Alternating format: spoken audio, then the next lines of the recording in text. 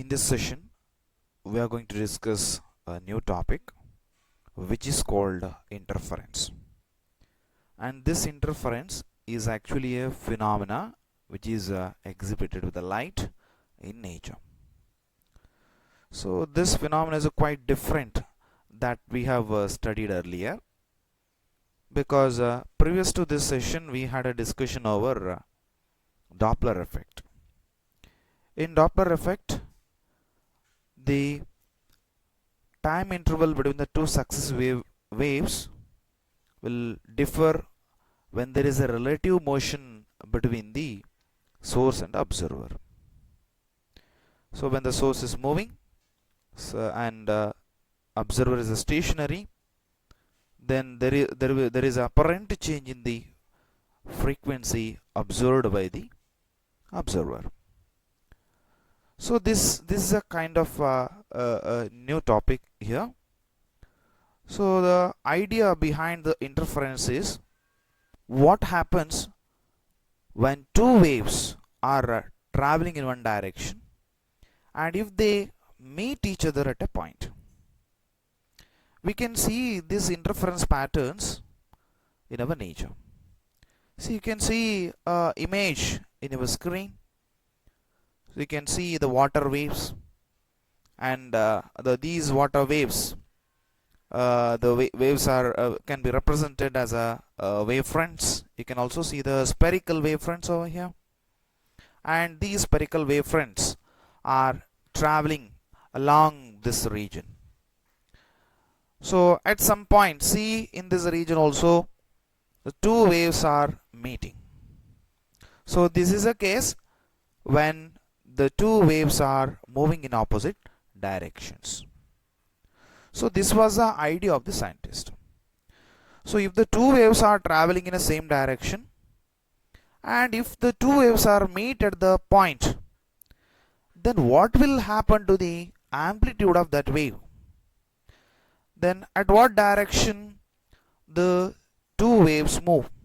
So what will happen at the point where they meet? So this was a question by the scientist, and the solution to this was a very simple. So why? Because they have applied the superposition principle to find the total displacement at the point where they meet.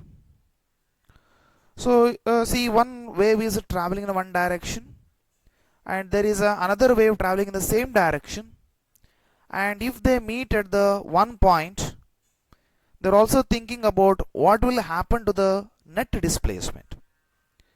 See, if the wave has to travel in any medium, the particle has to vibrate, and they will displace from its mean position in up and down ways, and at the point of intersection they were trying to find the total displacement of the wave. So by using the superposition principle means according to which we can find the displacement of the two waves when they meet at a one point. So according to that principle, we can say the total displacement is equal to the displacement produced by the each wave. So scientists said that if the two waves are traveling the same direction, if they meet at a one point, then they result in one single wave. So if they meet each other, then they will go one single wave, and the net displacement of that resultant wave will be equal to the sum of the displacement due to the each wave. So that's why each wave will produce have some displacement, and so if we take the sum of the displacements, that will give the displacement of the resultant wave. So this is called interference. That's why interference means it is a phenomenon, and it will occur when two waves meet while traveling along the same medium.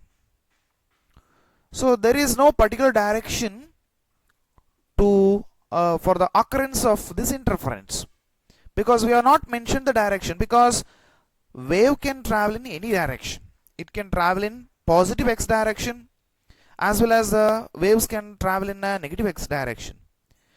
The two waves can travel in opposite directions, or the two waves can travel in same direction. So that is why the wave can travel in any medium, but if the waves are meet at a one point while they are traveling to the same medium, and the phenomena which occur there can be called as a interference. So this is an example you can see on the screen. There is a two water drops, and which fallen on calm water. So because of it, waves been generated, and these waves can be represented with the help of wavefronts, and these are traveling in the water medium. So they will interfere each other. That means they will meet at some points. So our intention is, what is the resultant at the point of contact. So this was the idea by the scientist, and they called the meeting of the two waves when they travel in a medium called as a interference. So there are two types of interferences. One is a constructive interference, another one is called as a destructive interference. So in the name itself we can understand constructive one. Constructive means we can see later also, means something is constructing there, and the second one is destructive, something is vanishing. So from the name itself we can understand what constructive interference is and what a destructive interference is. So that's why there are two types of interferences. One is a constructive, another one is a destructive. You can see in that animations, see, you can clearly understand what's happening in the constructive interference as well as in the what's happening in the destructive interference. If you clearly saw in the constructive interference, initially you can see two waves, and the two waves are almost having the same amplitude, and those two waves are traveling in the same direction, and those two waves for after some time they combine each other. So because of their combination, they will give a single wave instead of the two waves. And if you clearly observed, the amplitude of the resultant wave is higher compared to the two waves.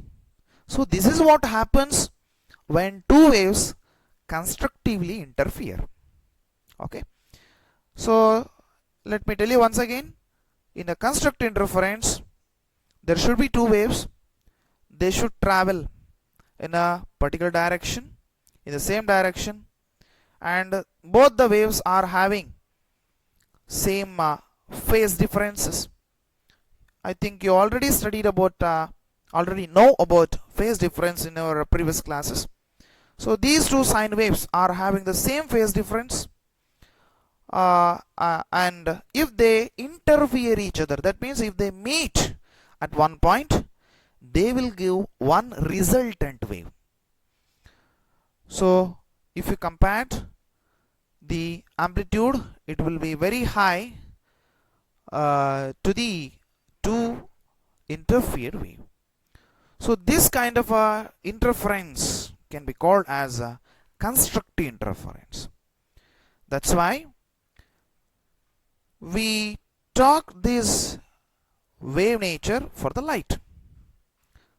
According to Huygens theory, we learned that light travels in the form of wave. That's why we can represent the propagation of light in the form of wave. So if the two light waves are traveling in the same direction, and if the two light waves should have or must have same phase difference, and they should have a nearly equal amplitude, and they should have same frequency. So these are the conditions to undergo construct interference. So such a wave, if interfere, then they will then it is called constructive interference.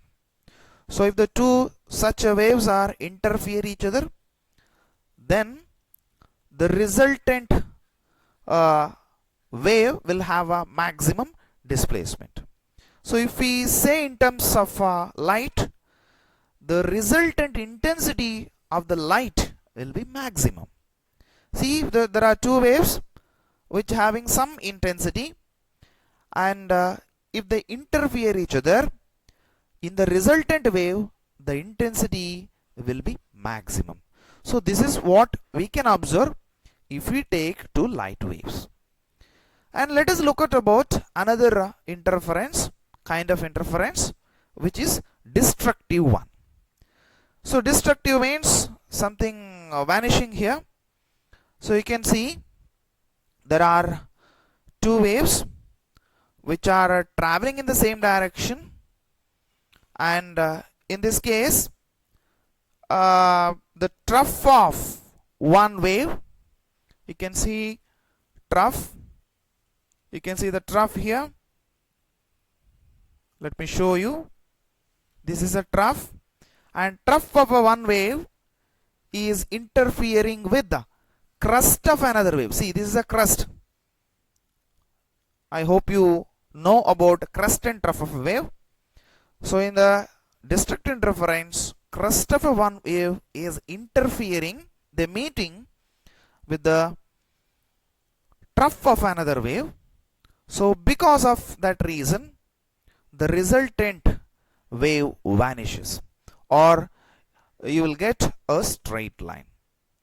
So this is what happens when two waves interfere destructively.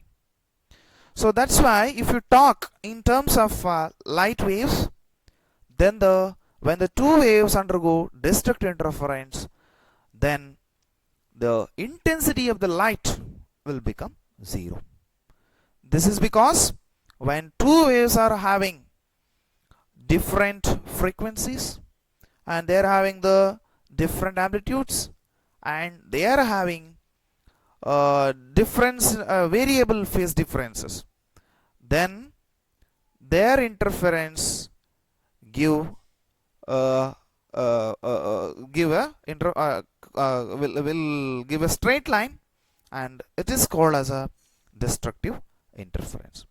And if you look at the constructive interference, in constructive interference, the trough of one wave is interfering, trough of one wave is interfering with trough of another wave, crest of another wave, same wave is interfering the crest of another wave.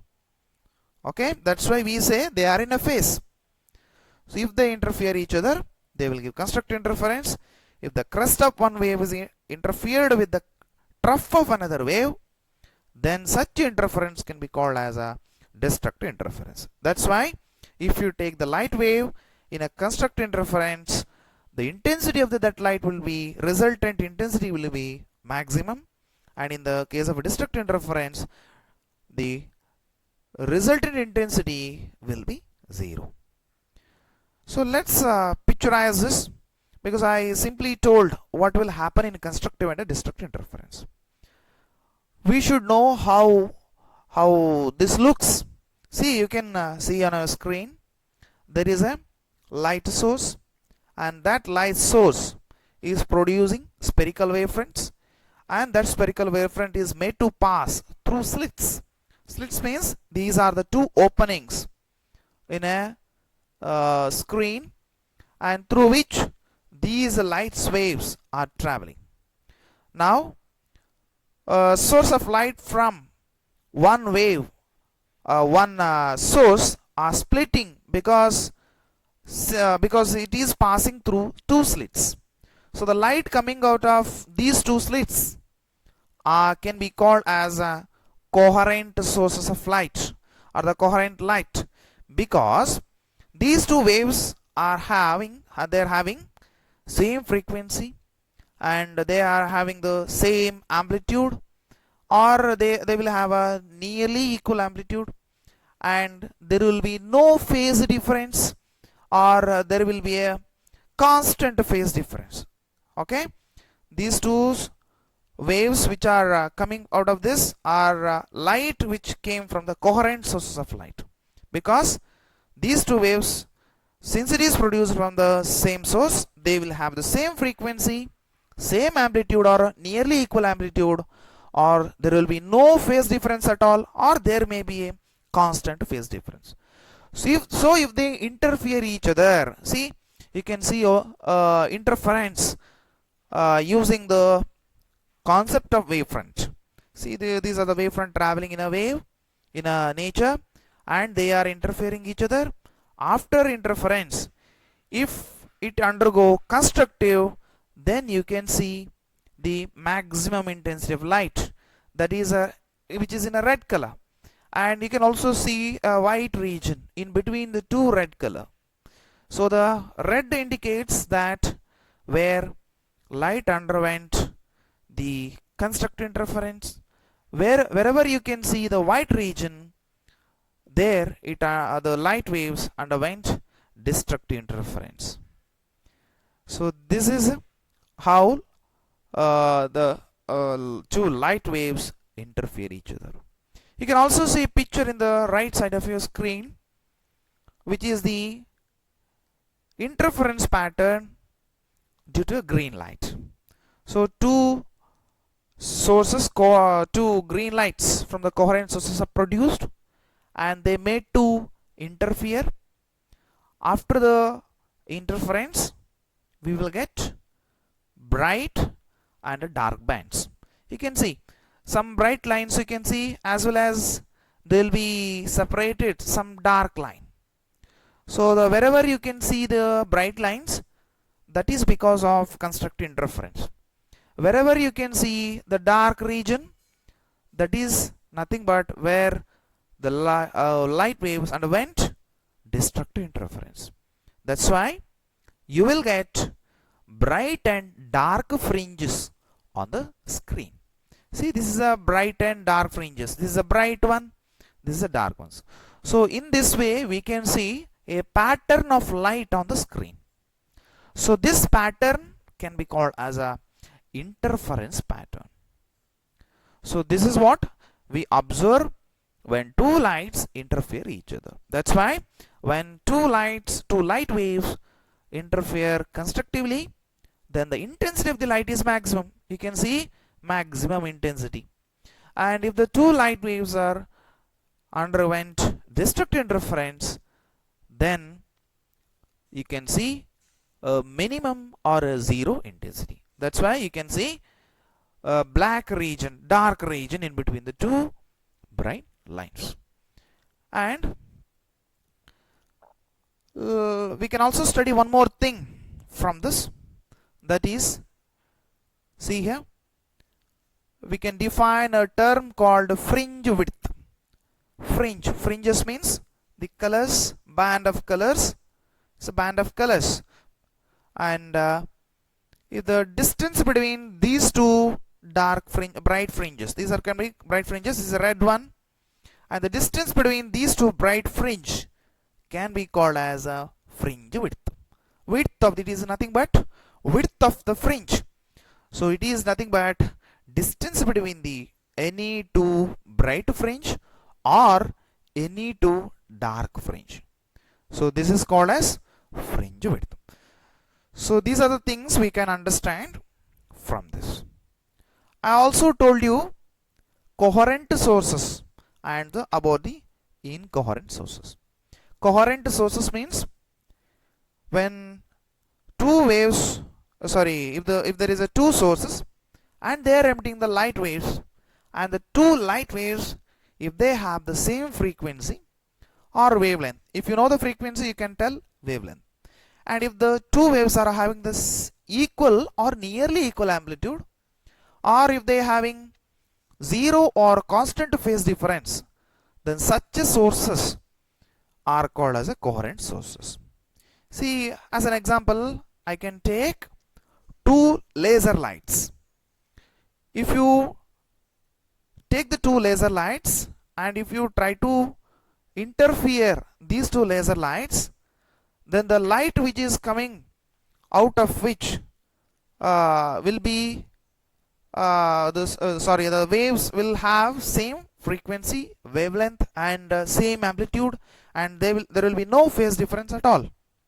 Then these two sources, the laser sources, can be called as coherent sources, because the two waves which are emitted from the laser source will have the same frequency, same amplitude, and same constant phase difference or zero phase difference.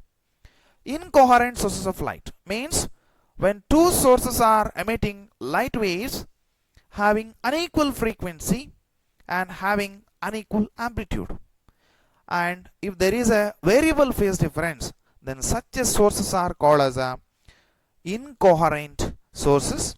It is not a coherent, it is a incoherent sources. So if you take the sunlight which actually emit, which is actually called as incoherent sources, because the light emitted from the sun will have a different frequency, they can have a different amplitude, there may be a variable phase difference. That's why the sun can be called as a incoherent source. So this is about interference and the two types of interferences, also about the fringe width.